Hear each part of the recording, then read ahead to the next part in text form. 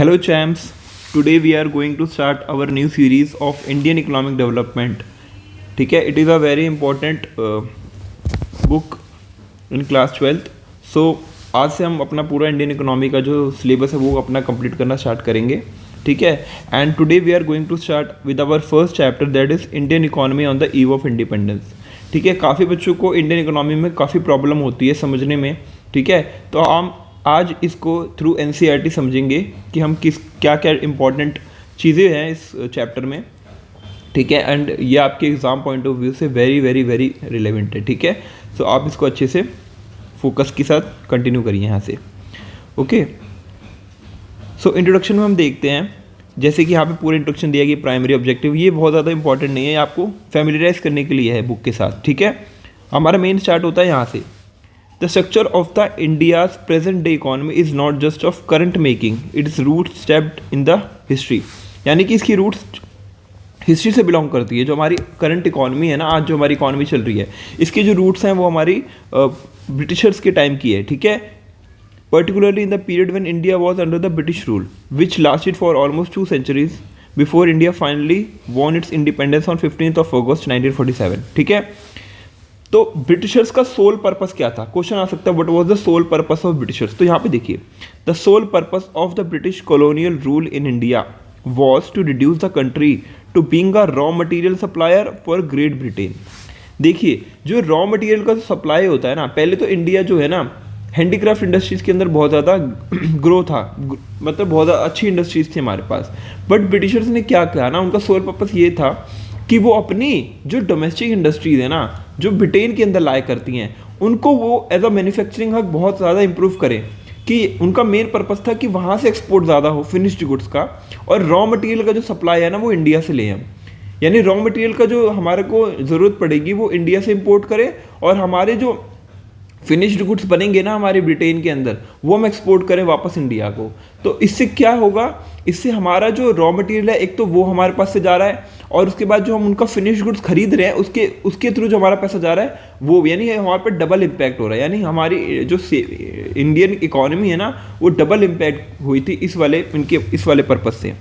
तो या हमने समझा कि the sole purpose of British colonial rule in India was to reduce country to being a raw material supplier. ठीक है, for its own rapidly expanding modern industrial base. यानी वहाँ पे जो उनका इंडस्ट्रियल बेस जो उस टाइम पे था, बिकॉज उस टाइम पे इंडस्ट्रियल रेवोल्यूशन हुआ था ब्रिटेन के अंदर, तो उसको एक्सपैंड करने के लिए, ठीक है, इन्होंने इस तरीके से इंडियन इकोनॉमी के साथ किया. An understanding of the exploitative, इनका ये बहुत ही एक्सप्लॉयटेटिव नेचर था. इसका relationship of is essential for any assessment of kind and level of development which the Indian economy has been able to attain over the last 7.5 decades. जो भी Indian economy में इतने उसके लास्ट 7.5 डिकेड से achieve किया था ना, वो सब इनकी इस पॉलिसी के थ्रू इम्पैक्ट किया था इंडियन इकोनॉमी को. ठीक है, पहला इम्पैक्ट जो था इंडियन इकोनॉमी की कंडीशन थी वो थी low level of economic development. ठीक है, हमारी जो इकोनॉमिक डेवलपमेंट है बहुत ही लो थी during colonial times. India had an independent economy before the advent of British rule. ठीक है, इंडिया की इकोनॉमी बहुत इंडिपेंडेंट थी. Agriculture was the main source of livelihood for most people, yet the country's economy was characterized by various kinds of manufacturing activities. यानी कि Indian economy जो है agriculture dominate करता था, एग्रीकल्चर में सबसे ज़्यादा लोग काम करते थे. उसके बावजूद भी हमारी मैन्युफैक्चरिंग जो एक्टिविटीज़ थी ना वो भी बहुत ज़्यादा प्रेवलेंट थी. ठीक है, India was particularly well known for its handicraft industries in the field of cotton and silk textile, metal and precious stone works. यानी हमारी जो इंडियन हैंडीक्राफ्ट इंडस्ट्रीज थी वो हमारी कॉटन और सिल्क टेक्सटाइल के अंदर बहुत ज़्यादा मशहूर थी. मेटल और प्रीशियस स्टोन वर्क्स के में हमारे एक्सपोर्ट अच्छा होता था. तो these products enjoyed a world wide market, यानी बाहर के लोग हमारे सामान को पसंद करते थे. तो इससे क्या होता था हमारा एक्सपोर्ट इंक्रीज होता था, और ये हमारा इस वजह से वर्ल्ड वाइड मार्केट बिकॉज हमारे पास स्टैंडर्ड बहुत अच्छे हाई लेवल के क्राफ्ट्समैनशिप थी, जो कि हर imports of from sea in India देखा जाता है.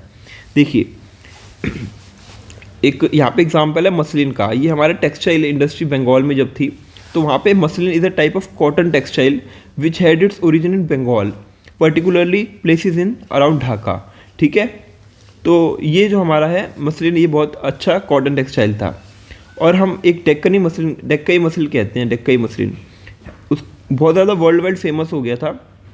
ये cotton textile because of finest variety of muslin was called मलमल। ठीक है, देखिए ये जो डेक्कई मसलिन था ना, डेक्कई मसलिन, ये बहुत ही अच्छे वैरायटी का कॉटन टेक्सटाइल था। तो बाहर के जो लोग थे ना वो बहुत पसंद करते थे इस वाले कपड़े को, इस वाले क्लॉथ को, टेक्सटाइल, कॉटन टेक्सटाइल को। ठीक है, और ये फाइनेस्ट वैरायटी का था, और इसको हम जो फाइनेस्ट वैरायटी का था उसको हम कहते थे मलमल। मलमल एक is a type of muslin cotton textile which is very fine variety. Okay, खाली हमें इतना इस वाले बॉक्स से अंडरस्टैंड करने की ज़रूरत है। ठीक है, अब हम आगे बढ़ते हैं। The economic policies pursued by the colonial government in India were concerned more with the protection and promotion of the economic interests of their home country than with the development of the Indian economy. इसका मतलब कि जो Britishers थे वो ज़्यादा concerned थे about the protection and promotion of their own economic interest, अपने खुद के इकोनॉमिक इंटरेस्ट के लिए, अपने खुद के इंडस्ट्रियल बेस के लिए, ना कि हमारी कंट्री के लिए। ठीक है, सो उन्होंने क्या किया, सच पॉलिसीज, उनकी पॉलिसी ने क्या किया, फंडामेंटल चेंज किया in the structure of Indian economy. उन्होंने ट्रांसफॉर्म कर दिया the country into a supplier of raw material. जो कि पहले प्रोड्यूसर था फिनिश्ड गुड्स का, अब उसको सिर्फ सप्लायर बना दिया रॉ मटेरियल्स का, और कंज्यूमर ऑफ फिनिश्ड गुड्स बना दिया of the industrial products from the Britain. यानी कि जो भी प्रोडक्ट्स पहले हम बेचते थे फिनिश्ड प्रोडक्ट्स और जो वर्ल्ड वाइड मार्केट में, अब उन्होंने क्या किया, हमारी इकोनॉमी को इस तरीके से ट्रांसफॉर्म कर दिया कि हम सिर्फ कंज्यूम करेंगे फिनिश्ड गुड्स को जो कि बाहर से ब्रिटेन से बन के आ रहे हैं, और हम सप्लाई करेंगे हमारा raw material to the Britishers. Obviously the colonial government never made any sincere attempt to estimate the national and per capita income. और उन्होंने कभी भी कोई एक सीरियस कोशिश नहीं करी, अटेम्प्ट नहीं किया कि हम वो जाने कि हमारा नेशनल इनकम और हमारा पर कैपिटा इनकम क्या है। तो some individual attempts which were made to measure the national income were done by Dadabhai Naroji, William Digby, Finlay Shiraz, V.K.R.V. Rao and R.C. Desai। ये कुछ लोग थे, एमिनेंट एक्सपर्ट्स थे, जिन्होंने मेजर इंडिविजुअल अटेम्प्ट्स किए ताकि वो मेजर कर पाएँ हमारी नेशनल इनकम को और पर कैपिटा इनकम को। ठीक है, और ये हमारे जो V.K.R.V. राव थे ना, whose estimates during the colonial government was considered very significant। इनके जो चीज़ें थी इन्होंने बताई पर कैपिटा इनकम, नेशनल इनकम में बहुत ज़्यादा सिग्निफिकेंट थी। दादाभाई नौरोजी का भी हमें पता ही है कि ये बहुत ही इन्होंने काफ़ी चीज़ें बताई हमारे पर कैपिटा इनकम के बारे में। ठीक है, हमें ये ध्यान रखना है। ठीक है, the country's growth of aggregate real output during the first half of the 20th century was less than 2%। देखिए ये पहला इन्होंने सिग्निफिकेंट चीज़ बताई कि हमारा जो फर्स्ट ऑफ 20th सेंचुरी में जो हमारा वो था कंट्रीज का एग्रीगेट रियल आउटपुट था वो हमारा लेस देन 2% था। ठीक है, इतना कम था। Coupled with a megger 0.5% growth in per capita output per year, यानी और हमारा जो पर कैपिटा आउटपुट जो पर ईयर था ना वो 0.5% था। समझ रहे हैं आप कितना कम है ये? 0.5% मानी 0.5% per capita. So it is very low, जो कि हमें पता किस तरीके से चल पाया जब इन हमारे एमिनेंट एक्सपर्ट्स ने इंडिविजुअल अटेम्प्ट्स लिए। ओके, तो हमने low level of economic development समझा कि किस तरीके से था। अब हमारा एग्रीकल्चर सेक्टर किस तरीके से परफॉर्म कर रहा था Indian economy during the colonial period, वो समझते हैं। Indian economy under the British colonial rule remained fundamentally agrarian. Agrarian का मतलब कोई भी मॉडर्न टेक्नोलॉजी नहीं आई एग्रीकल्चर की फील्ड में। पूरे हम जो भी ट्रेडिशनल चीज़ें यूज़ करते थे ना वही अभी भी यूज़ कर रहे थे। 85% ऑफ द कंट्री की पॉपुलेशन ज़्यादातर गाँवों में रहती थी, विलेजेस में, और डिराइव करती थी अपनी livelihood directly and directly from the agriculture. ठीक है, एग्रीकल्चर से ही सारा उनका जो था रोज़मर्रा की चीज़ें होती थी। ठीक है, however despite being the occupation of such a large population, एक चीज़ पहले इसका ये समझ लेते कि agriculture during pre British period क्या था, यानी ब्रिटिशर से पहले कैसा था। जो फ्रेंच ट्रैवलर थे Bernier describe 17th century Bengal, उन्होंने इस तरीके से डिराइव किया। देखिए हमारा इंपॉर्टेंट नहीं है, ठीक है, मैं खाली आपको बता रहा हूँ इंपॉर्टेंट चीज़। तो हम बंगाल से क्या एक्सपोर्ट करते थे? In abundance cottons, silk, rice, sugar, butter. ठीक है, it produces amply for its own consumption. और हम wheat, vegetables, grains, fowls, ducks and geese, ये सब हम बहुत ज़्यादा प्रोड्यूस करते थे during pre British period, British period से पहले हमारा बंगाल से। ठीक है, तो ये आपको खाली इतना ध्यान रखना है कि क्या हम प्रोड्यूस करते थे, एक्सपोर्ट करते थे, और अपनी कंजम्पशन के लिए हम wheat, vegetables, grains, fowls, ducks और गीस का यूज़ करते थे। द एग्रीकल्चर, देखिए यहाँ पे क्या लिखा मैंने, क्या बताया, despite being the occupation of such a large population, यानी एग्रीकल्चर जो है बहुत ज़्यादा लोगों का पसंदीदा वो था, सेक्टर था एग्रीकल्चर सेक्टर, यहाँ पे सबसे ज़्यादा लोग काम करते थे। The agriculture sector continue to experience stagnation, बावजूद इसके इतने लोग यहाँ पे काम कर रहे थे उसके बावजूद भी यहाँ पे बहुत ज़्यादा स्टैग्नेशन था, बहुत रुकावट थी, बहुत चीज़ें अभी भी क्लियर नहीं थी लोगों को किस तरीके से मॉडर्न टेक्नोलॉजीज़ के साथ प्रोड्यूस करना है, क्योंकि ब्रिटिशर्स ने कभी वो चीज़ इंट्रोड्यूस ही नहीं की, वो कभी भी नहीं चाहते थे कि इंडिया ग्रो करे किसी भी फील्ड में, ठीक है। और इससे डिटेरियोरेशन क्रिएट हुआ इंडियन फार्मर्स का, एग्रीकल्चरल प्रोडक्टिविटी बिकेम लो, ठीक है, बहुत ज़्यादा कम थी। The sector experience some growth due to expansion of aggregate area under cultivation, कुछ जो एक्सपेंशन हुआ भी था वो एरिया बढ़ाने से हुआ। जैसे अगर हम अभी तक 1 एकड़ पे कर रहे हैं फार्मिंग, तो हम मे बी 2 एकड़ पे करेंगे, तो जैसे हम एरिया को इंक्रीज़ करेंगे तो हमारा प्रोडक्शन बढ़ेगा ना कुछ, तो थोड़ा सा जो भी इंक्रीज़ था वो इस वजह से था क्योंकि एक्सपेंशन किया था aggregate area. This stagnation in the agriculture sector was caused mainly because of the various system of land settlement that were introduced by the colonial government. Colonial government ने land settlement system को introduce किया था, that is called zamindari system. तो बहुत ज़्यादा फ़र्क इससे भी पड़ा इंडियन स्टैग्नेशन में, इंडियन एग्रीकल्चर की स्टैग्नेशन में ये भी बहुत इंपॉर्टेंट रोल प्ले कर रहा है ये वाला सिस्टम। इस सिस्टम की नेगेटिव क्या था कि ये इम्प्लीमेंट किया था Bengal presidency comprising parts of Indian present day eastern states में, जमींदारी सिस्टम को इंट्रोड्यूस किया था, ठीक है। और the profit accruing out of the agriculture sector went to the zamindar instead of the cultivator, यानी कि जो भी प्रॉफिट होता था ना फसल को बेच के वो सारा का सारा ना जमींदार ले जाता था, ठीक है। जाना चाहिए कल्टिवेटर्स को जो उगा रहे हैं उसको, लेकिन उसको नहीं, जो ग्रो कर रहे हैं उनको नहीं मिलता था, जमींदार के पास सारा चला जाता था। However, a considerable number of zamindars are not just the colonial government did nothing to improve the condition of agriculture. But इन्होंने जो भी पैसा अर्न किया उसमें से इन्होंने कुछ भी पैसा, ठीक है, इम्प्रूवमेंट पे नहीं लगाया, एग्रीकल्चर कंडीशन को इम्प्रूव करने के लिए नहीं लगाया, अपने ऊपर खर्च किया, ठीक है, अपने पर्सनल बेनिफिट के लिए यूज़ किया।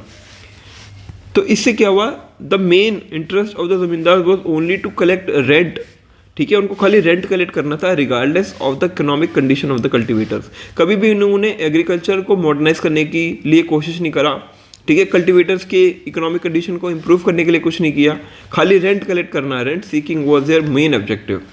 तो इससे क्या हुआ, इमेंस माइजरी आई और सोशल टेंशन आई among the farmers, among the cultivators. So immense misery यानी बहुत ज़्यादा भुखमरी आ गई, ठीक है, गरीबी आ गई, सोशल टेंशन आ गई लोगों के बीच में, ठीक है।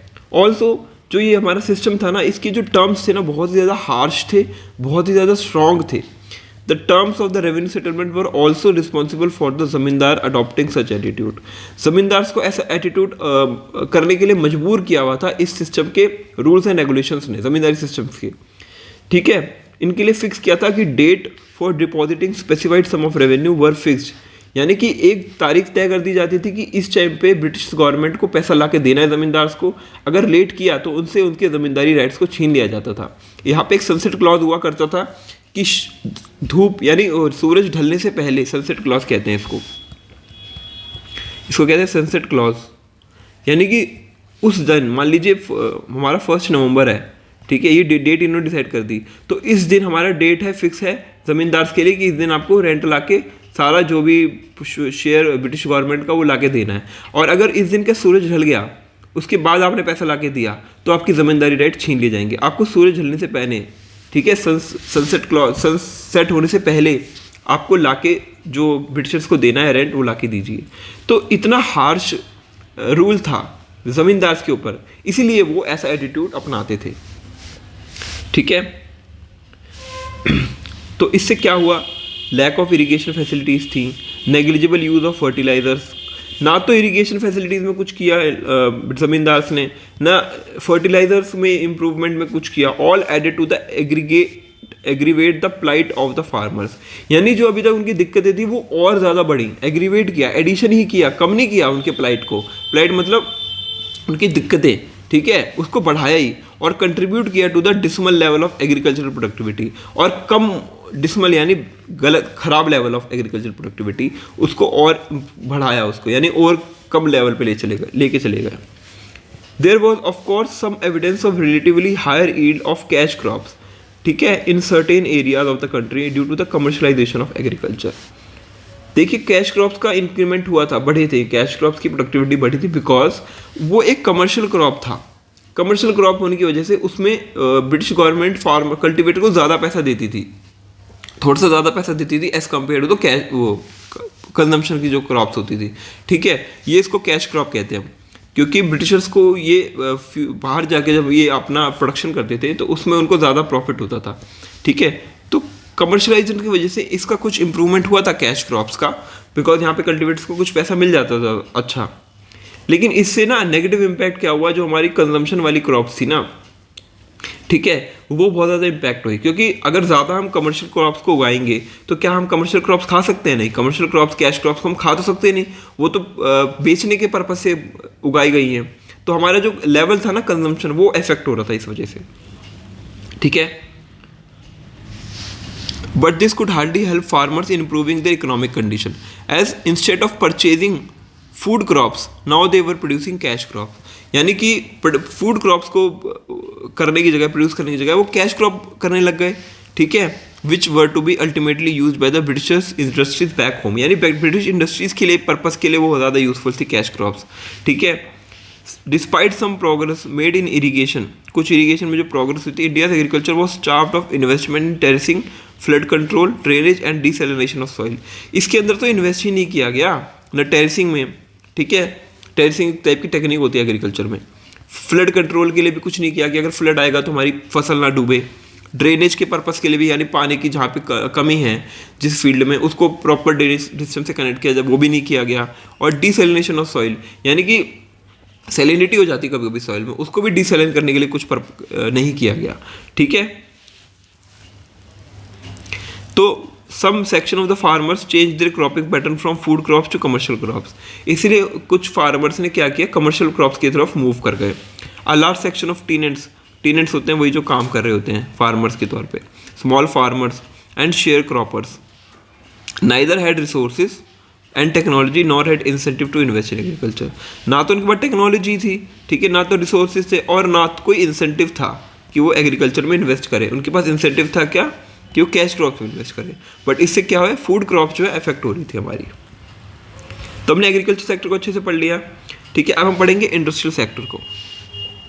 ठीक है, as in the case of agriculture, ठीक है, also it in manufacturing India could not develop a sound industrial base under the colonial government. Just like agriculture, हमारा मैन्युफैक्चरिंग के अंदर भी, ठीक है, हम बहुत ज़्यादा साउंड इंडस्ट्रियल बेस डेवलप नहीं कर पाए। As the country's world famous handicraft industries declined, जैसे कि हमारी वर्ल्ड फेमस हैंडीक्राफ्ट इंडस्ट्रीज का डिक्लाइन हुआ, no corresponding modern industrial base was allowed to come up. उसके बाद तो कुछ आने ही नहीं दिया ब्रिटिशर्स ने हमारे पास। ठीक है, हम कोई भी नई इंडस्ट्री डेवलप ही नहीं कर पाए। The primary motive of colonial government behind this policy of systematically deindustrializing India was twofold. यानी उन्होंने प्लानिंग के साथ हमारे को डी इंडस्ट्रियलाइज किया। डी इंडस्ट्रियलाइज मतलब जो हम अभी तक हम इंडस्ट्रियलाइज थे, वो हमारी इंडस्ट्रीज को ख़त्म किया उन्होंने। तो डी इंडस्ट्रियलाइजेशन का मतलब होता है हमारी इंडस्ट्रीज को ख़त्म करना। तो उन्होंने प्रॉपर सिस्टमेटिकली हमारे को डी इंडस्ट्रियलाइज किया, और उनका मोटिव था दो फोल्ड, यानी टू फोल्ड मोटिव था। एक तीर से दो निशाने थे उनके। क्या निशाना था? पहला कि वो इंडिया को रिड्यूस करना चाहते थे to the mere exporter of important raw materials, कि वो खाली इंडिया को ये बनाना चाहते हैं कि वो जो भी रॉ मटेरियल है ना, वो सब हम इंडिया से परचेज करें for the upcoming modern industries in India. ठीक है, और second, to turn India into a sprawling market for the finished products of those industries so that their continued expansion could be ensured to the maximum advantage. ठीक है, तो पहला तो motive था कि इंडिया को एज अ रॉ मटेरियल का exporter बना दो for the British goods, British industries, और सेकंड कंज्यूमर बना दो ब्रिटेन के फिनिश्ड गुड्स का। ठीक है, ये उनका दो फोल्ड मोटिव था, टू फोल्ड मोटिव था। देयर होम कंट्री ब्रिटेन को वो एक्सपेंड करना चाहते थे इंडस्ट्रियल बेस।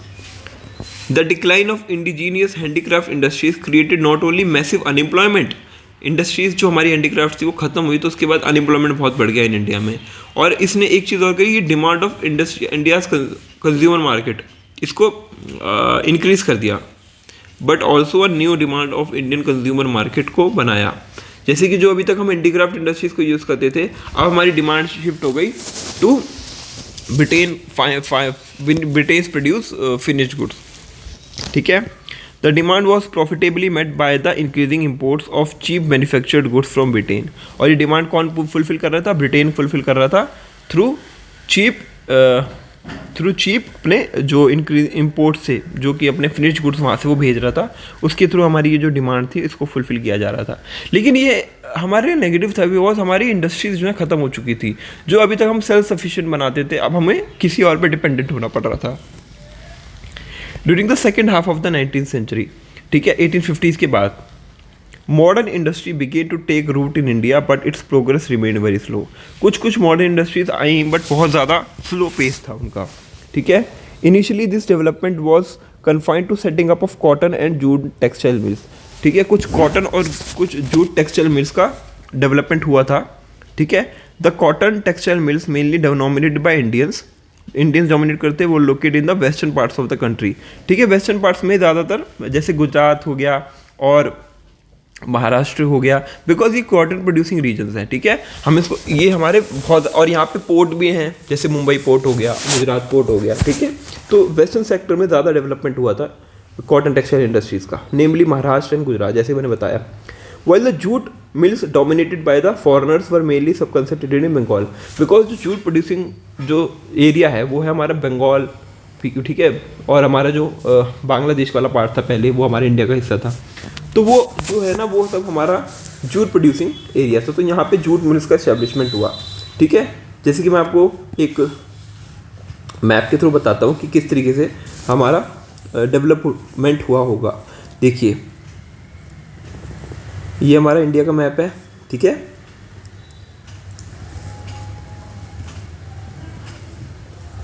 सॉरी गाइस, अगर थोड़ा ऊपर नीचे हो जाए, ठीक है। सो ये हमारे जो पार्ट्स है ना, ये हमारे कॉटन प्रोड्यूसिंग एरिया है, कॉटन मिल्स यहाँ पे थी, और हमारा जो जूट प्रोड्यूसिंग एरिया वहाँ पे यहाँ जूट मिल्स थी, ठीक है। ये हमें ध्यान रखना, बिकॉज ये जो एरिया है ना, ये हमारा कॉटन ग्रोइंग रीजन है और ये हमारा जूट ग्रोइंग रीजन है, इसलिए हमारा मिल्स भी यहीं पे इस्टेब्लिश हुई थी, ठीक है। तो हमने देख लिया, और जूट मिल्स हमारा यहाँ पे डेवलप हुआ बंगाल में। The iron and steel industries began coming up in the beginning of the 20th century, यानी 1900 के स्टार्टिंग के अंदर हमारा आयरन और स्टील इंडस्ट्रीज का डेवलपमेंट हुआ। The Tata iron and steel company TISCO was incorporated in 1907, ठीक है। हमारा Tata iron and steel company 1907 में स्टैब्लिश हुआ था। ये थोड़ा इंपॉर्टेंट है, ये ध्यान रखना। अब फ्यू अदर इंडस्ट्रीज भी हुई थी, जैसे फील्ड ऑफ शुगर में, सीमेंट में, पेपर में, ये सब भी। However there was hardly any capital good industry. हमने ये सब तो बनाया, बट कैपिटल गुड इंडस्ट्रीज़ का कोई भी डेवलपमेंट नहीं हुआ। कैपिटल गुड इंडस्ट्रीज़ क्या होती हैं? कैपिटल गुड इंडस्ट्रीज़ वो इंडस्ट्रीज़ होती हैं जो कि फर्दर हेल्प करती हैं in the production process, like machinery हो गई, हैवी मशीनरी हो गई, और अच्छे अच्छे इक्विपमेंट्स हो गए। इन टाइप की कैपिटल गुड इंडस्ट्रीज़ का डेवलपमेंट नहीं हुआ, जिससे हम वापस फर्दर प्रोडक्शन प्रोसेस में इनको इम्प्रूवमेंट कर पाते, ठीक है। वो चीज़ नहीं करी। To help the promote further industrialisation in India, वो हुआ नहीं। Capital good industry means industries which can produce machine tools which are in turn used for producing articles for current consumption, ठीक है। जैसे मैंने बताया कि फर्दर प्रोडक्शन ऑफ आर्टिकल जो हम करंट कंजम्पशन में यूज़ कर पाएँ। The establishment of a few manufacturing units here and there was no substitute to near wholesale displacement of the country's traditional handicraft industries. जो थोड़ा बहुत हुआ भी इंडस्ट्रियल डेवलपमेंट, वो उसके बराबर नहीं था जो हम पहले प्रोड्यूस करते थे हैंडीक्राफ्ट इंडस्ट्रीज के थ्रू, उतना नहीं किया था इन लोगों ने। Furthermore the growth rate of new industrial sector and its contribution to the gross domestic product and gross value added remain very slow, ठीक है। ग्रॉस डोमेस्टिक प्रोडक्ट और ग्रॉस वैल्यू एडेड मैंने अपने GDP वाले टॉपिक में बताया कि क्या होता है। तो ये जो था ना, ग्रॉस वैल्यू एडेड और ग्रॉस डोमेस्टिक प्रोडक्ट, वो भी बहुत ज़्यादा कम था, remained very small. Another significant drawback of this new industrial policy sector was very limited area of operation in the public sector. Public sector जो था वो बहुत ज़्यादा very limited area में operate कर रहा था। This sector remained confined only to railways, power generation, communication, ports and some other departmental undertaking. ठीक है, तो उनको ज़्यादातर मैन्युफैक्चरिंग में पार्ट लेने ही दिया ही नहीं इन लोगों ने, ठीक है। तो हमने एग्रीकल्चर समझा, हमने इंडस्ट्रियल समझा, मैन्युफैक्चरिंग वाला। अब हम समझेंगे फॉरेन ट्रेड उस टाइम पे हमारा कैसा था, जो कि अभी तक हम हैंडीक्राफ्ट इंडस्ट्रीज एक्सपोर्ट कर रहे थे। आई एम श्योर कि वो कम हुई होगी, बिकॉज हमारा इंडस्ट्रियल बेस पूरा इन्होंने ख़त्म कर दिया। India has been an important trading nation since ancient times, ठीक है, हम पुराने टाइम से ही इम्पॉर्टेंट ट्रेडिंग नेशन है. But the restrictive policies of commodity production, trade and tariff pursued by the colonial government adversely affected the structure, composition and volume of India's foreign trade. यानी इन्होंने tariff लगा के, ठीक है, consumption duty लगा के हमारे फॉरेन ट्रेड को बहुत ज़्यादा इफेक्ट किया. Consequently India became and exporter of primary products such as raw silk, cotton, wool, sugar, indigo, jute etcetera. हमें एक्सपोर्टर बना दिया और इम्पोर्टर बना दिया फिनिश्ड गुड्स का, like cotton, silk and woollen clothes, capital goods like light machinery products in the factories of Britain. देख रहे हैं, जो अभी तक हम एक्सपोर्ट किया करते थे अब हम उसे इम्पोर्ट कर रहे हैं. हम कंज्यूमर बन गए हैं, ठीक है. अभी हम प्रोड्यूसर्स थे, अब हम कंज्यूमर बन गए हैं. For all practical purposes Britain maintained a monopoly control over India's exports and imports. और ब्रिटेन ने अपनी मोनोपोली क्रिएट करी थी, हमारे एक्सपोर्ट्स और इम्पोर्ट्स पूरी तरीके से कंट्रोल कर रखा था. As a result more than half of India's foreign trade was restricted to Britain, ठीक है. आधे से ज़्यादा हमारा जो फॉरेन ट्रेड था वो ब्रिटेन के साथ ही होता था और किसी कंट्री के साथ हमें करने ही नहीं देते थे ट्रेड, वहाँ पे रिस्ट्रिक्शंस लगा रखी थी. while the rest was allowed with a few other countries like China, Ceylon, Sri Lanka and Persia. खाली थोड़ा बहुत जो ट्रेड होता भी था ब्रिटेन के अलावा वो चाइना, श्रीलंका और पर्शिया, ईरान के साथ होता था, ठीक है. और ये ट्रेड और अच्छे से इंप्रूवमेंट कब हुआ, जब सीयूज कैनाल हुआ, सीयूज कैनाल का opening of the Zeus canal further intensified the British control over India's foreign trade, ठीक है. बिकॉज अब तो डायरेक्ट सी रूट हो गया है ब्रिटेन के लिए, तो अब तो और ज़्यादा कंट्रोल करेंगे वो हमारे एक्सपोर्ट इम्पोर्ट पे, ठीक है. The most important characteristic of British India's foreign trade throughout the colonial period was the generation of large export surplus, but this surplus came at a huge cost to the country's economy, ठीक है. तो India's का जो foreign trade का जो main important characteristic था वो था लार्ज एक्सपोर्ट सरप्लस डेवलप हुआ था. लेकिन ये किसके लिए था, ये ब्रिटिशर्स के लिए था, ब्रिटिशर्स के अपने पास के रखने के लिए था.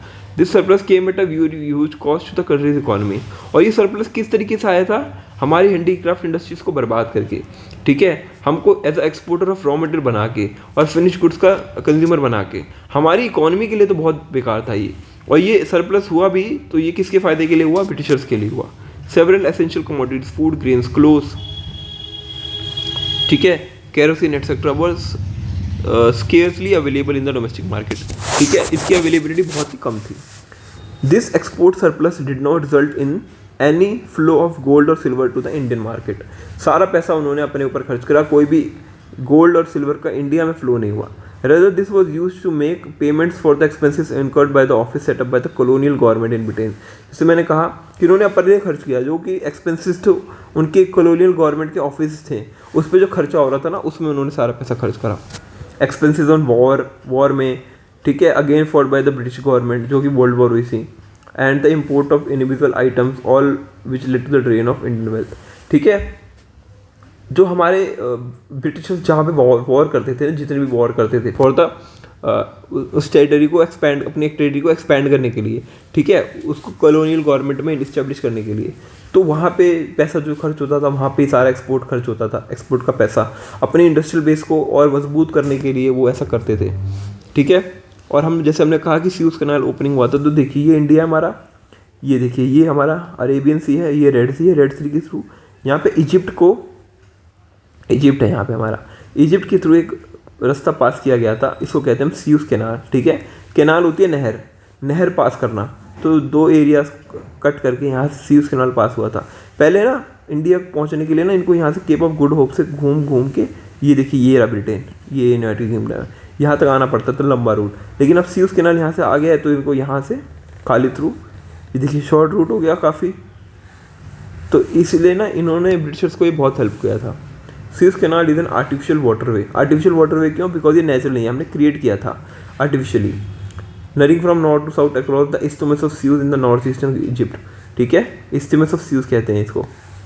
The canal provides a direct route for ships operating between European और American ports and ports located in the South Asia, East Asia, Oceania, by doing away with the need of sail around the Africa. यानी मैंने बताया यहाँ से cell around Africa करने से अच्छा है इसके थ्रू चले जाओ. ये यूके को भी सपोर्ट कर रहा था, यूरोप को भी सपोर्ट कर रहा था, यहाँ पे अमेरिका इसको भी सपोर्ट कर रहा था, ठीक है, वही चीज़. अब हम पढ़ेंगे, अपने इंडस्ट्रियल भी पढ़ लिया, एग्रीकल्चर भी पढ़ लिया, फॉरेन ट्रेड भी पढ़ लिया. अब डेमोग्राफिक कंडीशन कहती थी, हमारी इंडियन पॉपुलेशन की कंडीशन कैसी थी उस टाइम पे। Various details about the population of British India were first collected during the census of 1881। देखिए इन्होंने जो भी किया बेकार किया, ठीक है, लेकिन कुछ चीज़ें इन्होंने अच्छी की, जैसे कि सेंसस को लाना। 1881 में सेंसस लाए थे, पॉपुलेशन सेंसस, तो ये एक अच्छा स्टेप था इनका। दो suffering from certain limitation it revealed the unevenness in India's population growth. ठीक है, हमारी पॉपुलेशन ग्रोथ में कुछ अनइवननेस थी जो कि सेंसस ने आइडेंटिफाई की थी। सब्सिक्वेंटली हर 10 साल में सेंसस आता था। ठीक है, before 1921 India was in the first stage of demographic transition. ठीक है, the various social development indicators were also not quite encouraging. जो हमारे सोशल डेवलपमेंट के इंडिकेटर्स थे वो भी बहुत ज़्यादा अच्छे नहीं थे। द ओवरऑल लिटरेसी लेवल तो जहाँ हमारा 16% था, 16% हमारा सिर्फ लिटरेसी रेट था उस टाइम पे। Out of this the female literacy level was at negligible low level of about 7%। Female के लिए 7% था। ठीक है, बहुत ज़्यादा कम था। Public health facilities were either unavailable, या तो अवेलेबल ही नहीं होती थी to a large chunks of the population, और when available were highly inadequate, बहुत कम होती थी।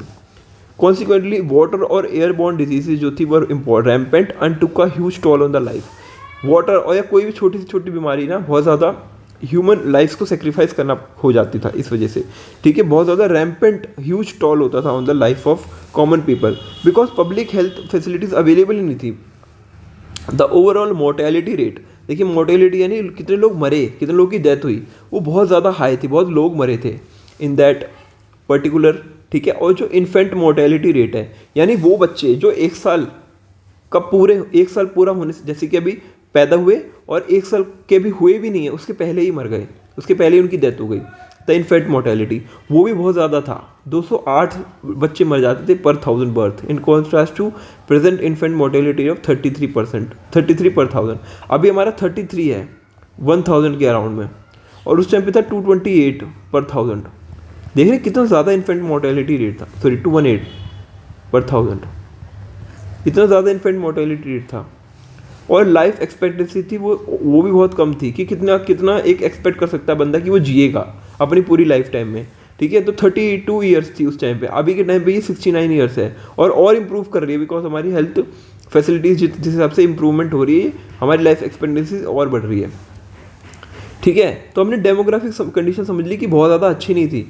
ठीक है, लिटरेसी रेट 16% था, वुमेन का 7% था। ठीक है, पब्लिक हेल्थ फैसिलिटीज़ थी नहीं, मोर्टेलिटी रेट बहुत ज़्यादा था, एयर और वाटर बॉर्न डिजीजेस बहुत ज़्यादा प्रेवलेंट थी, इन्फेंट मोर्टेलिटी रेट बहुत ज़्यादा था, 218 था। ठीक है, लाइफ एक्सपेक्टेंसी 32 ईयर्स थी। तो इससे क्या हो रहा है, हमारे डेमोग्राफिक जो कंडीशन थी ना वो भी बहुत अच्छी नहीं थी, हम बहुत ज़्यादा सफ़र कर रहे थे। हमारा ऑक्यूपेशनल स्ट्रक्चर कैसा था, ठीक है, कितने लोग किस किस फील्ड में थे वो भी देख लेते हैं। During the colonial period occupational structure of India that is distribution of working person, कितने लोग किस फील्ड में किस सेक्टर में काम कर रहे हैं वो चीज़ across different industries and sectors showed a little sign of change. कुछ चेंज देखने को दिखा, क्या दिखा, एग्रीकल्चर सेक्टर अकाउंटेड फॉर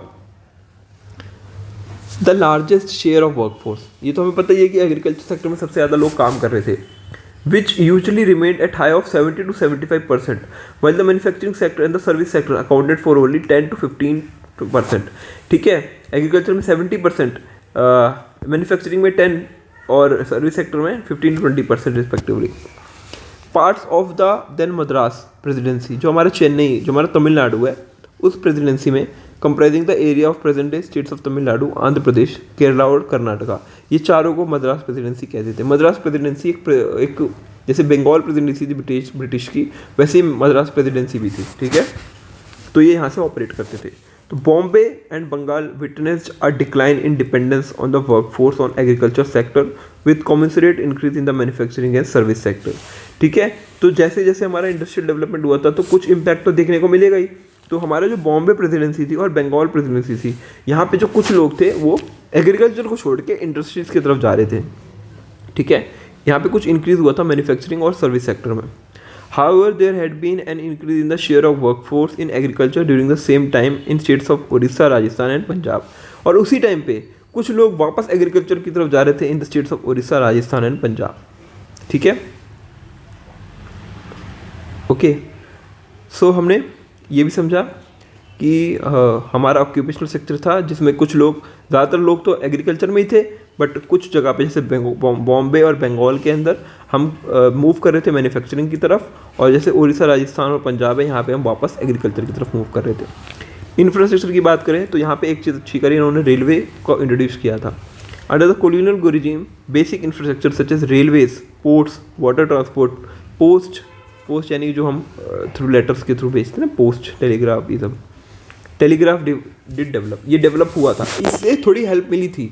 तो इंफ्रास्ट्रक्चर में तो इन्होंने कुछ काम किया था, ये कह सकते हैं कि इसका पॉजिटिव इम्पैक्ट था, लेकिन उसका भी पैसा इन्होंने हमसे ही लिया था, ठीक है। लेकिन हमारे लिए कुछ तो डेवलप किया इन्होंने।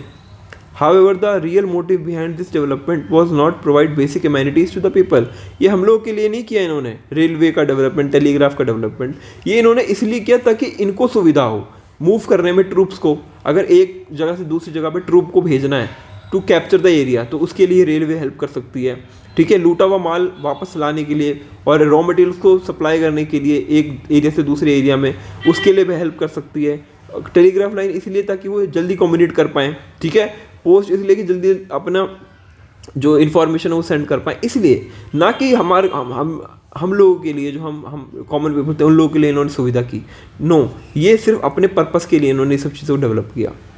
But to serve their various colonial interest, the roads that were build primarily start for the purposes of mobilising the army within India and drawing out raw materials from the countryside to the nearest railway station at the port, ठीक है। वही चीज़, troop का movement, army का movement, ठीक है, raw materials का movement railway station तक के लिए, पोर्ट के लिए, ठीक है।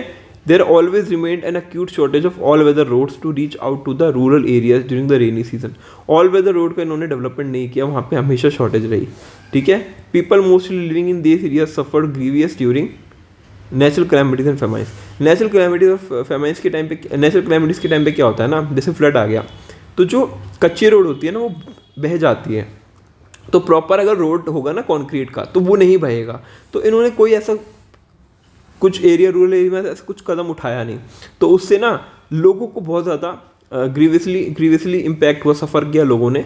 और फेमाइंस तो थे ही कि भुखमरी की वजह से लोग परेशान होते थे, बिकॉज एग्रीकल्चर की कंडीशन आपने देखी कि ज़्यादातर लोग कैश क्रॉप्स की तरफ जा रहे हैं, फूड क्रॉप्स उगा नहीं रहे, और जो फूड क्रॉप उगा भी रहे हैं वो भी बहुत कम प्रोडक्शन हो रही है, कम इम्प्रूवमेंट हुआ है उसमें। The British introduced the railway in India in 1850, ठीक है। 1850 में इन्होंने रेलवे इंट्रोड्यूस करी थी, ठीक है। It is one of their most important contributions. The railway affected the structure of the Indian economy in two important veg.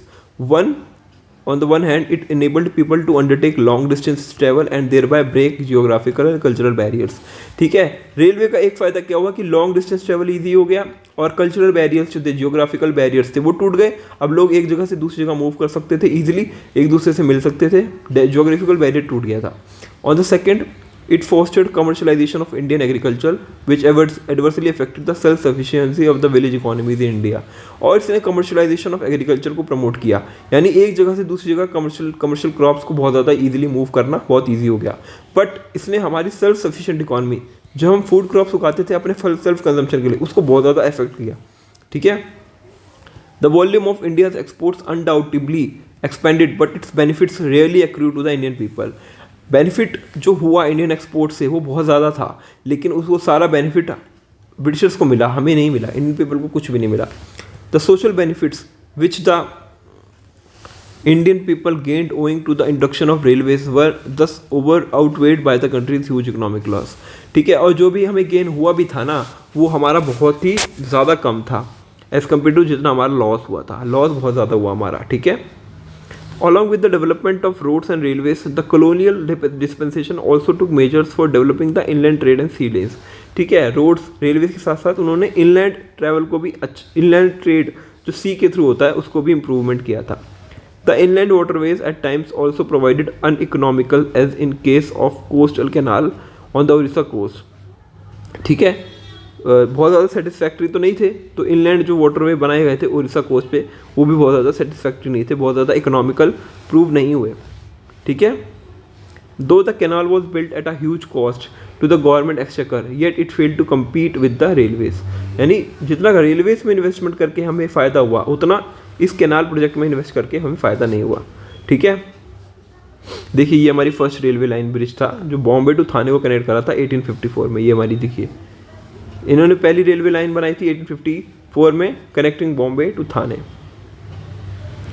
और 1850 के अंदर भी इन्होंने रेल इंट्रोड्यूस की थी, जो कि लिखा है हमने 1850 में, बट वो मेरे को याद नहीं आ रहा कि इन्होंने, देखो सिग्निफिकेंट यही वाला था, ये वाला सिग्निफिकेंट था, इसलिए हमें ये याद रखना है, ठीक है।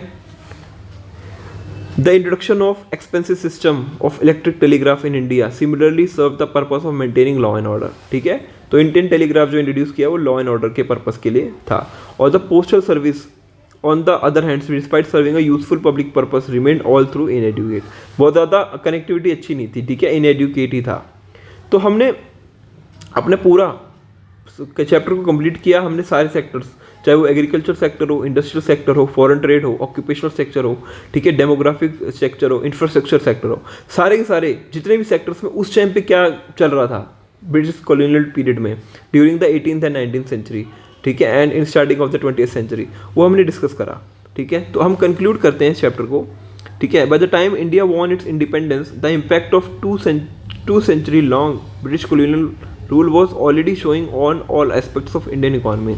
The agriculture sector was already settled with surplus labor and extremely low productivity. Labor surplus थी but low productivity थी. The industrial sector was crying for modernization. ठीक है, जो इंडस्ट्रियल सेक्टर था मॉडर्नाइजेशन नहीं था, डाइवर्सिफिकेशन नहीं था, उसके लिए वो क्राई कर रहा था, capacity building, increase public investment, कुछ था नहीं, ठीक है। फॉरेन ट्रेड जो था वो oriented to feed the industrial revolution in Britain. Foreign trade जो भी होता था अपने इंडस्ट्रियल रेवोल्यूशन को प्रमोट करने के लिए करता था, ना कि इंडस्ट्रियल डेवलपमेंट इन इंडिया के लिए। Infrastructure facilities including the famed railway network need upgradation, ठीक है, उसको भी अपग्रेडेशन की जरूरत थी। Expansion and public orientation, prevalence of rampant poverty, ठीक है, unemployment, required welfare orientation of public economic policies, ये सब की ज़रूरत थी उस टाइम पे, ठीक है। In a nutshell the social and economic challenges before the country were enormous, यानी जो सोशल इकोनॉमिक चैलेंजेस थे बहुत ज़्यादा ह्यूज थे, एनॉर्मस थे, ठीक है। तो ये एक रिकैप है, आपको पढ़ना है तो आप पढ़ सकते हैं, ठीक है, अदरवाइज हमने पूरा डिस्कस कर लिया है इन डिटेल ये पूरा चैप्टर को, ठीक है। सो और ये जो भी इमेजेस हैं इससे आपको ये हेल्प मिलेगी किस तरीके से इकोनॉमिक कंडीशन थी। देखिए large section of Indian population not have basic, देखिए किस तरीके से हाउसेस में रह रहे हैं लोग, यानी इंडिया की कंडीशन इतनी पुअर इन्होंने कर दी थी ना कि आप सोच नहीं सकते कि क्या कंडीशन की थी इंडिया की इन्होंने, ब्रिटिशर्स ने, ठीक है।